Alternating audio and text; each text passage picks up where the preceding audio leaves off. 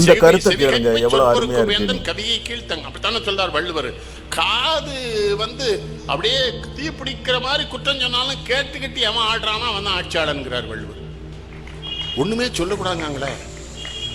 ஒரு குஷ்டம் தட்டிக்கிட்டே இருக்கு, ஒரு கூட்டம் வெளியே போயிட்டே இருக்கு. நமக்கும் வெளியே போயிட்டே இருக்கு. என்ன பண்ண, நாட்டில் பிறந்துக்கு நமக்கு ஒரே டைரியா தான்.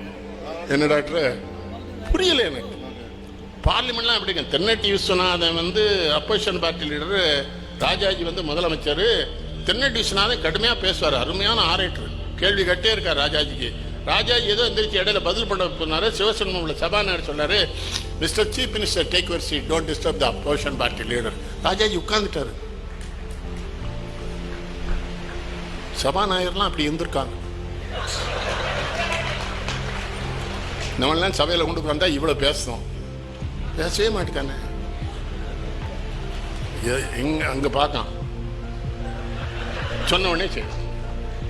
சிவசன்மோட ராஜாஜி எல்லாம் சேர்ந்தான் அவனை சபாநாயகன். அவன் பயப்பட இல்லை. காரணம் ராஜாஜி சரியா இருப்பான்னு தெரியும். காமராஜ் இருந்தாரு. காமராஜ் இருக்கும்போது சபாநாயகர் ஒரு தடவை காமராஜா இப்படி கைதான் கேட்டாரு. இல்லையா நேரு நீங்க வாஜ்பாய் 82 மாமல்ல எம்பி ஆகி பார்லிமெண்ட்டுக்குள்ள வர்றாரு. வாஜ்பாய் பேசுற பேச்சை கேட்டு நேரு போய் சொல்றாரு, நீ எதிர்காலத்துக்கு பெரிய தலைவனா அவரோட எப்படி பேசுறாரு இவான்னு. அது மாதிரி அண்ணாதுரை போய் பேசினோடனே அண்ணாதுரையை கூட்டி பேசுறாரு. நேரு பேசுறாரு. வயலட் ஆல்வா யார் மார்கரெட் ஆல்வாவோட மாமியார் இருந்தாங்க சபாநாயகரா. வயலட் ஆல்வா கொடுத்து அண்ணாதுரைக்கு இன்னும் 20 நிமிஷம் ஒதுக்குங்க, அந்த ஆள் பேசட்டும், நான் கேட்கணும்னாரு. இப்போ பேசவே கூடாதுங்க அவனோட. நான்லாம் ஏன் ஜெயிக்கலன்னு தெரியுதா? நான் போய் இப்படிலாம் உட்காந்துருக்க முடியுமா? டெட் பாடியா இருக்கானோட.